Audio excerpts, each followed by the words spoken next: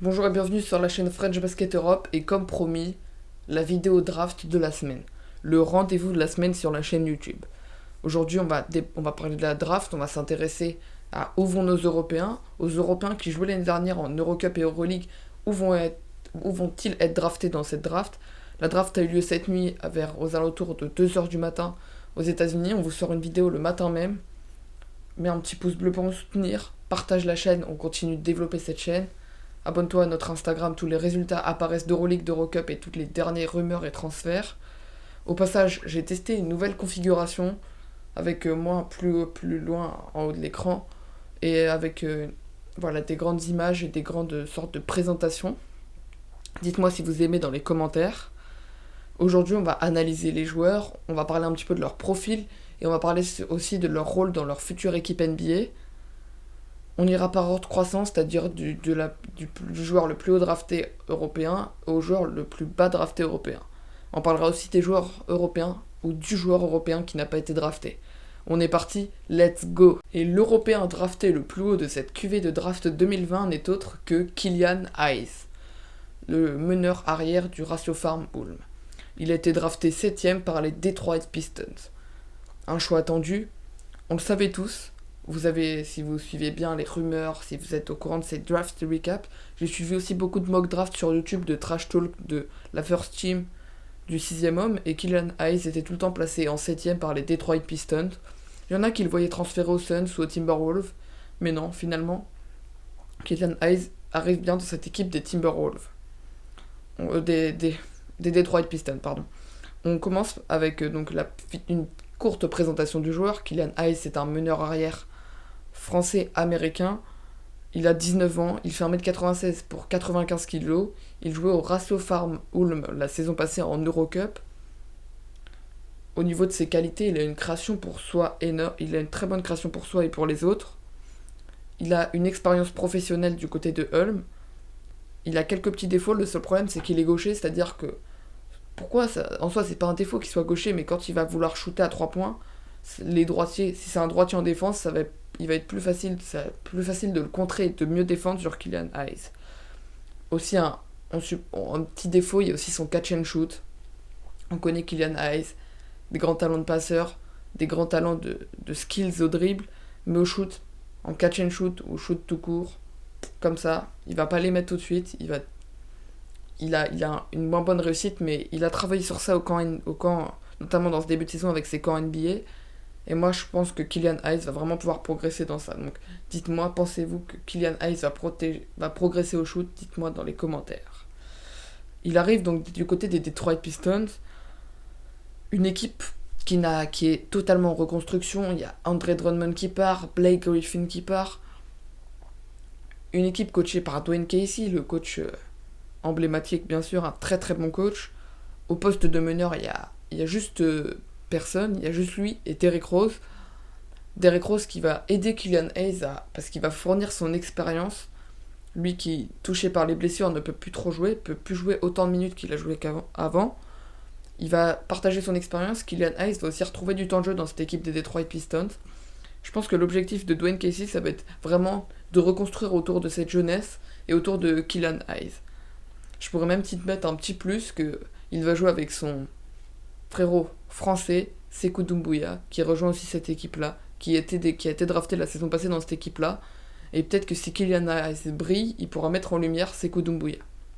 On passe tout de suite au deuxième. Et le deuxième joueur drafté le plus haut européen, c'est tout simplement Deni Avdija, du Maccabi Fox Tel Aviv. Deni Avdija a été drafté 9ème par les Washington Wizards, les magiciens. 9ème, est-ce que c'est une surprise? Moi, je m'y attendais pas. Personnellement, je vais vous dire, de tout ce que j'ai regardé dans les scouts, dans tous les médias NBA, tout le monde parlait de Deni Avdija en position entre la deuxième position à la 8ème position. On le voyait au Warriors en 2ème si c'était pas possible qu'il recrute James Wiseman. On le voyait même aux Hornets, on sait jamais. On le voyait aux Chicago Bulls, surtout en 4ème. La position, moi je me suis dit, dans ma mock draft, j'ai parié Deni Avdija, 4ème aux Chicago Bulls. Il est drafté. Je le voyais vraiment pas drafté plus loin que Killian Hayes pour vous dire. Et je sais pas, les scouts, les équipes n'ont pas eu envie de lui. Peut-être qu'il... Je sais pas comment je peux justifier ça, mais du coup, il arrive au Washington Wizards. On parlera de ça plus tard pour parler d'Eni Avdija, qu'est-ce qu'il va faire dans cette équipe des Wizards. Au niveau du profil, d'Eni Avdija, c'est un ailier fort, 2m03 pour 95 kg. C'est un Serbe Israël. Il joue enfin, il a la nationalité serbe et la nationalité israélienne.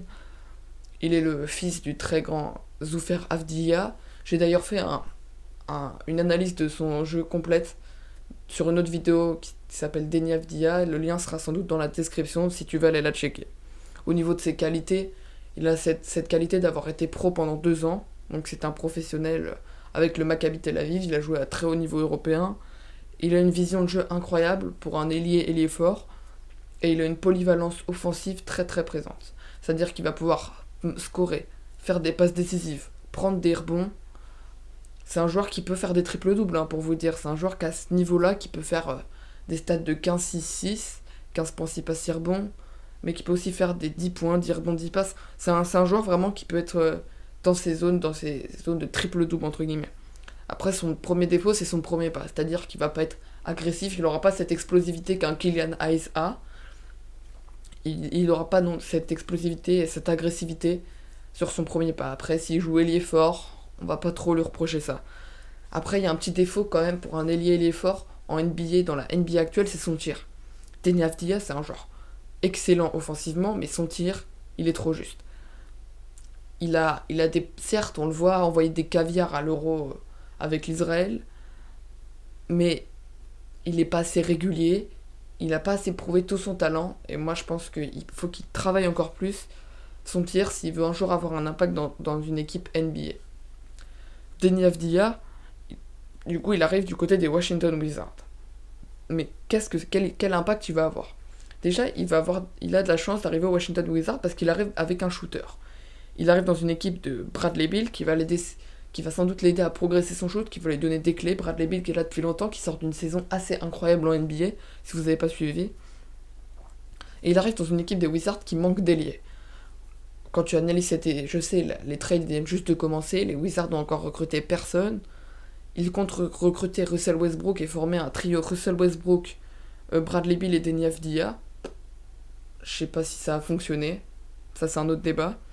Mais voilà, je parlais du manque d'ailier, il n'y a que Isaac Bonga comme ailier, et encore il peut jouer 4. Du côté de cette équipe des Wizards, David Bertrands va sans doute partir. Voilà, il manque vraiment beaucoup de joueurs qui puissent permettre... Enfin bon, allez, il manque d'ailier, et Deni Avdija aura sans doute du temps de jeu, vu qu'il y a moins d'ailier, et je pense que le coach des Wizards lui fera confiance. Deni Avdija, il a cette expérience européenne que les autres n'ont pas. Depuis le passage de Luka Doncic, l'Europe est un peu plus... Voilà, on s'intéresse un peu plus aux joueurs européens. Après, je voudrais aussi parler, que j'ai mis sous forme de pincette, de Rui Hachimura, le japonais qui a été drafté l'année dernière par les Washington Wizards, qui pourra très bien s'entendre avec Deni Avdija. Ils ont à peu près le même profil. 2 ailiers forts qui sont pas très bons shooters, mais très bons finisseurs près du cercle, des très bons physiques. Voilà. Après, il va arriver dans cette équipe des Washington Wizards, qui est une équipe en reconstruction, et qui doit reconstruire son effectif dans l'objectif d'accrocher les playoffs dans les années à venir. Et voilà, Deni Avdija, ça va être un des éléments de cette reconstruction. Donc s'il a été drafté par les Washington Wizards, c'est qu'ils ont confiance en lui. Donc voilà, on souhaite bonne chance à Deni Avdija dans cette équipe des Washington Wizards. Mais encore une fois, je me répète, je suis assez déçu qu'il ait été drafté aussi loin dans la draft. On passe tout de suite au 3e européen drafté le plus loin. Let's go. Le 3e européen drafté le plus haut de cette cuvée de draft n'est autre que Aleksej Pokusevski. Drafté 17ème par Oklahoma City, c'est une vraie surprise pour moi parce que moi je l'attendais pas aussi haut. Pokusevski, il faut savoir qu'il a fait très très peu de matchs Euroleague, il en a joué... Il jouait du côté d'Olympiakos pour préciser, mais il a fait très peu de matchs Euroleague. Il jouait en 2e division grecque, donc c'est un niveau assez correct pour une 2e division. Par contre, il faisait des stats incroyables en 2e division grecque. Il faisait aussi des stats incroyables en espoir, ce qu'on appelle en championnat Euroleague junior. Donc je pense que ça a mis beaucoup de hype dans Aleksej Pokusevski. 17ème par Oklahoma City, c'est très très haut. On sait qu'Oklahoma City cherchait un profil comme ça. Il cherchait un espèce de grand européen long, très grand 2m14, un profil 2m14 qui shoot à 3 points. Ils l'ont trouvé, Aleksej Pokusevski, on savait qu'ils avaient mis une pièce sur lui et que s'il n'était pas drafté avant, ils le prendraient en 17ème position. D'ailleurs, au niveau Aleksej Pokusevski, quel c'est son profil? Aleksej Pokusevski, oh, il est trop compliqué son nom à prononcer. Hein. C'est un ailier fort de 2m14. Ailier fort 2m14. Après, il fait que 95 kg, donc il faut vraiment qu'il prenne en masse musculaire s'il veut, pour tenir physiquement le coup. Ses qualités principales, c'est un tir extérieur. Il a un très bon tir à 2 points à mi-distance et un très bon tir, un tir fiable à 3 points. Il a un handle incroyable pour son poste. Il maîtrise parfaitement le crossover, par exemple. Il va savoir se débarrasser de son adversaire. Donc si on le fait jouer poste 4, il va pouvoir faire paf, aller provoquer au cercle ou libérer sur les côtés parce que justement, il a une qualité de passe incroyable. C'est un très très bon passeur. C'est un peu un joueur à la Nikola Jokic, si vous connaissez, mais version maigre. Nikola Jokic est un peu plus gras. Et lui, ben voilà, c'est la même version un peu plus maigre. Bon, un petit peu moins fort au niveau des moves au poste et tout ça, mais voilà, si vous voulez avoir une petite idée du joueur, on parle souvent de profil type licorne, comme Bol Bol ou Victor Wembanyama, un autre prospect. C'est quoi un profil type licorne? Un profil type licorne, c'est un joueur très grand, très fin, qui shoot à 3 points, mais qui peut jouer ailier, donc souvent un poste extérieur, mais qui fait plus de 2m10, et qui a un très bon sens de la passe comme Bol Bol, même si Bol Bol n'a pas beaucoup joué du côté des Denver Nuggets. Bon, on va parler aussi des défauts, parce qu'il n'y a pas que des qualités. S'il est drafté 17ème, sinon il serait first pick s'il avait que des qualités. Au niveau des défauts, il manque de puissance, il manque de muscles. C'est-à-dire qu'il va savoir très bien crosser, mais sur son départ, il va pas mettre assez de puissance pour aller directement finir au cercle. Il manque aussi de physique, donc voilà, un grand physique, parce qu'il est trop fin, il est très très fin. Et dans une NBA très très physique, ça va lui manquer. Il manque aussi de finition près du cercle, des fois c'est très très brouillon, il va rater des trucs. Je vais pas dire simples, mais des trucs qu'il faut que tu marques pour pouvoir avoir un impact en NBA. On va faire vite fait une courte présentation de son club et de quel rapport il aura dans ce club, quel rôle il aura. Déjà, il arrive dans un club qui est totalement en reconstruction. Un club qui vient de voir le transfert de CP3, donc Chris Paul, contre Ricky Rubio. Ricky Rubio qui est reparti au Minnesota Timberwolves, donc il reste plus beaucoup de meneurs. C'est une équipe très très jeune, sauf Steven Adams, le pivot qui va sans doute lui aussi partir, mais c'est une équipe très très jeune. On a des Shai Gilgeous-Alexander qui sont en train de percer, notamment au poste de meneur arrière. On a des Lou Dort, ailiers qui fait une très très bonne bulle à Paris. Voilà. On a des Kelly Oubre au poste d'ailier qui arrivent dans cette équipe. Et c'est pour ça que Aleksej Pokusevski va avoir de la concurrence. Même si l'autre Européen qui était dans cette équipe, Danilo Gallinari, va sans doute partir, Pokusevski, il va pouvoir apprendre de Kelly Oubre pour son tir. Il va pouvoir apprendre physiquement avec tous ces joueurs, notamment comme Lou Dort, qui va lui proposer une vraie défense. Et je pense qu'il s'il joue ailier fort, il aura sans doute plus de temps de jeu parce que dans cette équipe d'OKC, t'as énormément d'extérieurs. Ils ont recruté pic d'extérieur entre Kelly Oubre, Lou Dort, Shai Gilgeous-Alexander, puis j'en ai plein d'autres, il y en a plein d'autres qui me viennent en tête, mais je vais pas tous les citer, sinon ça serait un petit peu long. Mais OKC, on sait qu'il est très présent sur le marché des transferts. Voilà, si Pokusevski, on le fait jouer ailier fort extérieur qui s'écarte à 3 points, je pense que ça peut très bien fonctionner. Il aura aussi l'aide du vétéran Al Horford qui arrive dans cette équipe de KC. Voilà, une équipe de jeunes qui voit l'arrivée d'un vétéran. Et je pense que le fait de s'opposer aussi à Al Horford, ça va l'aider encore plus à se construire. Et le fait que ce vétéran arrive, ça l'aide beaucoup. Donc voilà ce que Aleksej Pokusevski pourra avoir comme impact du côté d'OKC. On passe tout de suite au 4e européen drafté le plus haut. Et je vais parler de Leandro Bolmaro. Leandro Bolmaro, donc j'ai pas eu le temps de faire un profil sur lui parce que j'ai pas eu le temps de faire une vidéo de prospect sur lui parce que j'aurais bien aimé la faire, mais il m'a manqué de temps, puis il a pas eu beaucoup de temps de jeu en Euroleague. Il a joué surtout avec l'équipe B du Barcelone Basket. Voilà, donc il a fait des très bonnes stats en équipe B du Barcelone Basket. Il a fait aussi des bonnes stats en première équipe quand il avait plus de temps de jeu pour reposer les joueurs d'Euroleague. Leandro Bolmaro qui a été drafté 23ème par l'équipe des Minnesota Timberwolves, et je peux vous dire qu'il a été drafté super haut. Bolmaro qui est parti quand même au tout début de l'année en tout début de l'année dernière, il y a un an tout pile, il était dans les 50, 40, 50e avec Rokas Rokubaitis, le jeune meneur du Zalgiris Kaunas qui a retiré son nom de la draft. Enfin bon, il était dans ces places-là, et là, en un an, il a grappillé 25 places pour arriver à être drafté 23e par les Minnesota Timberwolves. Et en quoi ce profil nous intéresse-t-il? Leandro Bolmaro, c'est un meneur arrière ailier, qui peut jouer 3 postes, argentin, il a 20 ans, et il fait 2,01 m pour 82 kg. Il a des qualités offensives énormes, il a de très très belles armes offensives parce qu'il peut finir près du cercle avec des dunks ravageurs, mais encore il a un shoot à 3 points assez fiable. Bon, il faut encore le travailler, mais il est plutôt pas mal son shoot à 3 points, un très bon shoot à mi-distance, il a une très grande vision de jeu, c'est-à-dire qu'il sait voir ce qui se passe sur les côtés, il va savoir transmettre, par exemple il reçoit le ballon, le meneur est tout seul à 3 points, il va direct faire l'extra passe, boom shoot, ça rentre, il va voir les intérieurs, et ça c'est totalement qu'il a été formé par l'école du Barcelone Basket, comme a été formé par exemple Pau Gasol ou Marc Gasol. C'est la formation Barcelone Basket qui lui donne ça, et ça c'est très fort. Il a aussi un truc que peu de prospects ont, et c'est ça qui peut lui le fait que Bolmaro devienne un style de cette draft, c'est que il a la Mamba mentality. Petite référence à Kobe Bryant, il a une mentalité de taré. Ce mec, c'est un compétiteur, certes, il va savoir être calme, il va savoir poser le jeu, il va jamais être pris dans sa... Il va avoir un instinct de travail incroyable, mais jamais tu pourras pas rentrer dans sa tête. C'est un mec qui a une mentalité de ouf, sans doute la meilleure mentalité, si je puis dire, de cette draft. Et ça, c'est aussi le Barcelone qui lui a forgé cette mentalité, et ça, c'est vraiment un atout pour lui. De plus, il a une qualité aussi, du coup, liée à cette mentalité, c'est qu'il progresse très vite. Et notamment sur les pick and roll. Là où il était mauvais l'année dernière, où on disait, ouais, Leandro Bolmaro, très très mauvais sur les pick and roll, il continue de progresser.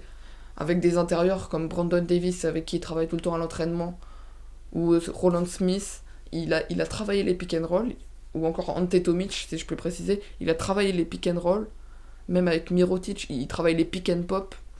Enfin, il a beaucoup travaillé sur ça, sur sa maîtrise de balle. Et ça, je trouve que ça peut être un atout. Ça passe de défaut à atout.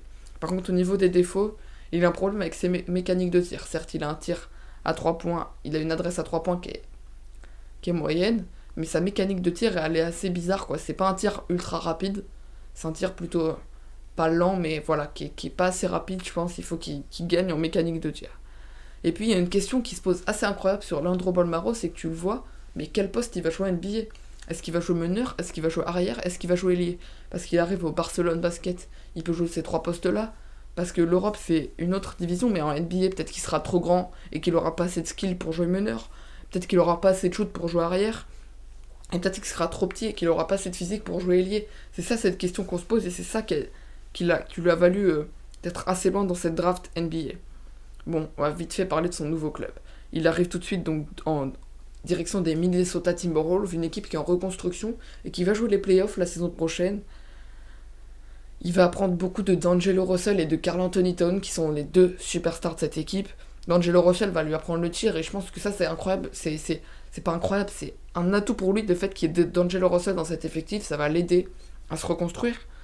Je pense aussi que le fait qu'il n'arrive pas tout seul avec un autre rookie, Anthony Edwards, le first pick de cette draft, qui est un joueur excellent, le fait qu'il arrive avec Anthony Edwards, ça va aussi l'aider. Je pense qu'ils vont s'entraider entre rookies, et ça va lui permettre de gagner en confiance et de progresser vite fait dans cette équipe. De plus, il pourra avoir un énorme temps de jeu, pas un énorme temps de jeu, un bon temps de jeu s'il joue sur le banc. Moi, je le vois bien sortir du banc en 6ème homme et avoir un vrai impact sur le jeu de son équipe.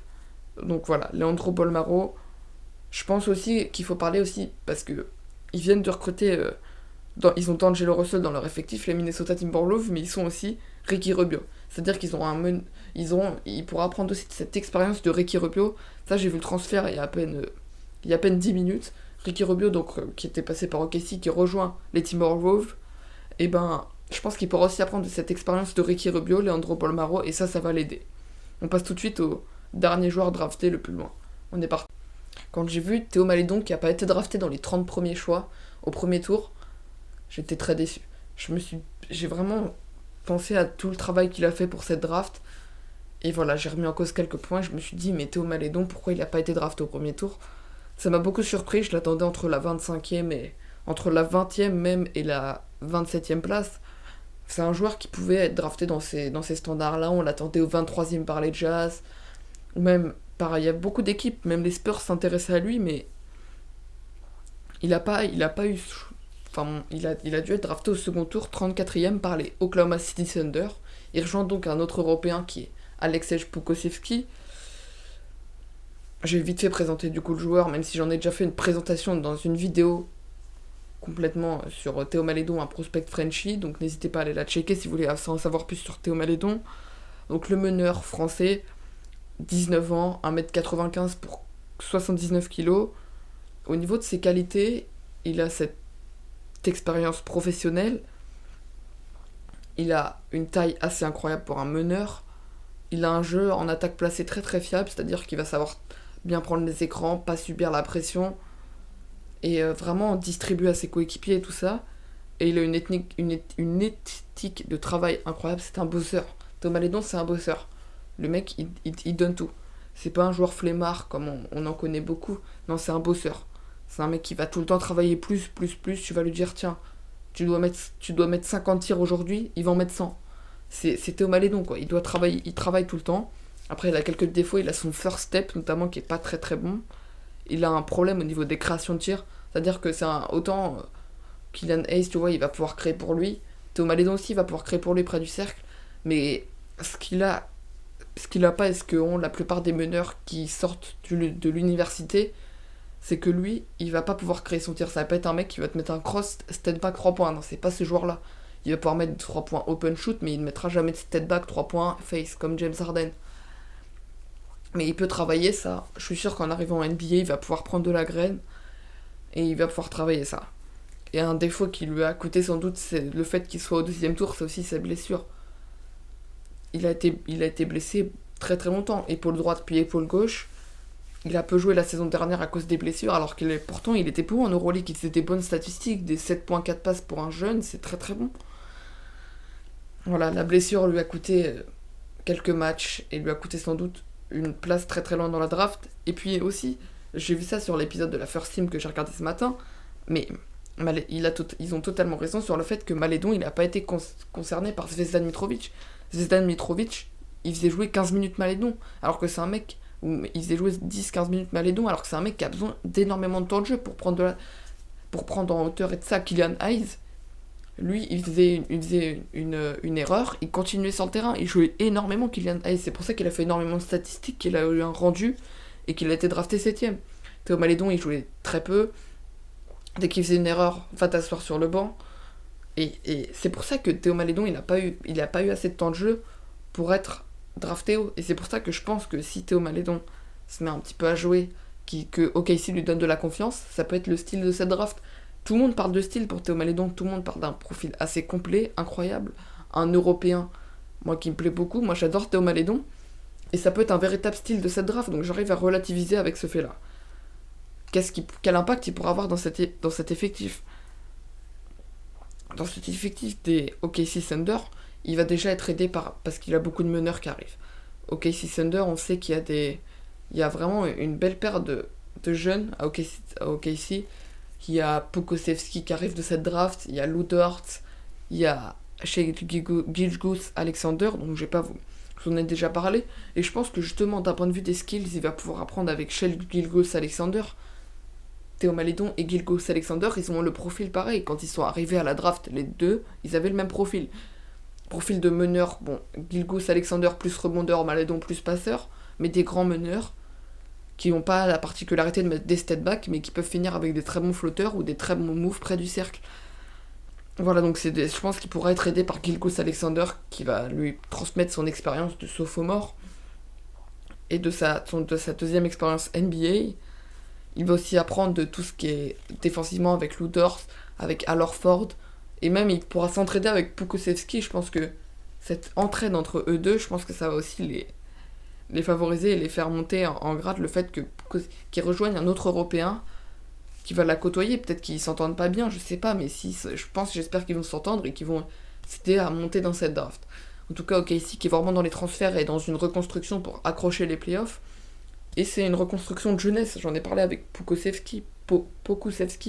Encore une fois, c'est une reconstruction de jeunesse et Théo Malédon va devoir participer à cette reconstruction. Et je pense que c'est cet impact qu'il pourra avoir au KC Thunder. Voilà. Donc voilà, Théo Malédon, je suis déçu, mais à la fois j'arrive à relativiser. Je pense que peut-être que je me dis que j'aurais préféré voir. Je préfère voir Théo Malédon drafté 34e par les Oklahoma City Thunder qu'un Malédon drafté 27e par exemple par les Timberwolves, parce que les Timberwolves, il aura moins de temps de jeu. Et je pense que voilà, dans cette équipe, il pourra plus avoir d'impact du côté d'OKC que dans d'autres équipes. Enfin bon, bref, voilà. Petite pensée aussi à notre ami Abdoulaye Ndoye de l'AS Monaco qui n'a pas été drafté. Il a inscrit son nom sur la draft. Les gens le voyaient drafté 59, 60e par des clubs NBA, donc relégué sans doute en G-League par la suite. Et il aurait pu aussi avoir un impact, donc s'il était en G-League, peut-être faire une très bonne saison en G-League et réussir à monter en grade pour arriver dans une équipe NBA. Mais non, Abdoulaye Ndoye n'a été retenu par aucune équipe, malheureusement. Le Monégasque qui n'a été donc non drafté, c'est un peu triste ça, mais je pense qu'il va poursuivre sa saison avec Monaco en Eurocup. Monaco n'aura pas besoin de lui trouver de remplaçant. Et voilà, donc il va poursuivre vraiment sa saison avec les Monégasques. Et peut-être, pourquoi pas, un jour, continuer une saison européenne, continuer à progresser en Europe, parce que c'est un prospect, un très très bon prospect, un très très bon atout pour l'AS Monaco. Et pourquoi pas continuer à travailler en Europe, et pourquoi pas avoir la même idée que Facundo Campazzo, de rejoindre la NBA quand il aura fait une petite place en Europe, et dans le Eurocup ou Euroleague même. Même peut-être, pourquoi pas, à 25 ans, s'il fait une saison à 12 points à l'étranger, peut-être qu'il y aura un club qui va lui proposer un two-way, tout contract, s'il veut tenter la NBA un jour. Je vais vite fait parler de son petit profil, du coup, Abdoulaye Ndoye, si vous voulez savoir qui c'est, en gros. C'est un arrière-ailier français, il a 22 ans, donc le dernier âge pour se présenter à la draft. Il fait 2m01 pour 89 kg et il joue à l'AS Monaco, en Eurocup notamment. Du coup, il joue aussi cette saison, pour préciser, notamment, il y a beaucoup de joueurs qui n'ont pas décroché de contrat cette saison, mais lui, il a un contrat avec Monaco jusqu'à la fin de la saison. Au niveau de ses qualités, il a cet aspect professionnel, il a une vision du jeu très très bonne, c'est un très bon passeur pour un ailier, c'est un très bon défenseur. Abdoulaye Ndoye, il est très agressif, il sait aussi maîtriser parfaitement le crossover, c'est un très bon crosseur, et il a un très bon physique, 2m01 à 89 kg, c'est du très bon physique. On peut aussi parler de ses défauts, c'est de ses armes offensives. Il manque d'armes offensives et je pense que ça lui a coûté le fait d'être au second tour, au dernier pick du second tour et de ne pas être drafté. Il n'est pas du tout offensif, c'est pas un joueur qui va te scorer 20 points par match, c'est pas un joueur qui va monter à 15 points. Son shoot à 3 points est encore très très critiquable. Je pense que c'est un joueur qui peut très bien défendre, te faire un match à 10 points, 8 rebonds, 6 passes. C'est ce mec-là, mais qui montrera jamais au-dessus de 16. Bon, il pourra monter à 16 points en NBA, mais voilà, il n'est pas drafté, mais c'est pas un mec en Europe qui va scorer 10 points en tout cas. Voilà, donc pour Abdoulaye Ndoye, peut-être petite pensée à lui. Bonne continuation, finalement. Est-ce que ça serait pas mieux de continuer avec les Monégasques? Est-ce que la NBA, la draft lui a pas réservé en fait un sort meilleur? Peut-être qu'il va faire une bonne fin de saison avec les Monégasques. Lui qui a très bien commencé pour l'instant, que je trouve assez bon, qui s'est bien intégré. Voilà. Est-ce qu'il va trouver ça? Vous le verrez sans doute dans les prochains épisodes des Frenchies. Voilà, on arrive à la fin de cette petite émission. J'espère que vous avez aimé. Une trentaine de minutes pour pouvoir discuter avec vous. C'est vraiment chouette. Faites-le moi savoir en mettant un like. J'essaye de m'investir au maximum. Voilà, je trouve ça plus facile, ces nouvelles configurations. Dites-moi si vous aussi vous aimez. En tout cas, moi j'apprécie beaucoup ce genre de petites configs. Ça me permet de tester. C'est plus simple à faire que de faire plein de montages et tout ça. Ça me permet juste, c'est vraiment assez court et ça me permet de moins monter et moins prendre de temps et être plus productif sur les vidéos. Abonne-toi, il y aura sans doute une vidéo qui sortira prochainement. Je sais pas s'il y a une vidéo qui sortira samedi, sachant que j'en ai sorti une jeudi, mais s'il y en a une qui sort samedi, abonne-toi pour pas la manquer. Il y en aura donc le rythme de vidéo, c'est une vidéo tous les samedis à 16h, si tu veux pas manquer les vidéos. On va sans doute parler de la saison actuelle, on parlera aussi d'Euroleague et d'Eurocup, mais en tout cas c'était une vidéo draft en rapport NBA et basket européen. On mélange les deux. N'hésite pas à me dire ton avis en commentaire sur nos Français, qu'est-ce qui te déçoit, qu'est-ce qui te plaît. Un grand merci aussi à tous ceux qui s'abonnent, on continue de développer cette chaîne, on développe le basket européen. Partage la chaîne à tous tes potes, je veux continuer à monter en grade d'abonnés. 300 abonnés, les gars, on n'oublie pas, c'est les premiers lives où on pourra discuter sur des sujets chill et tout ça. Donc voilà, abonne-toi pour pas oublier. Et puis moi, je vous dis à la prochaine, c'était French Basket.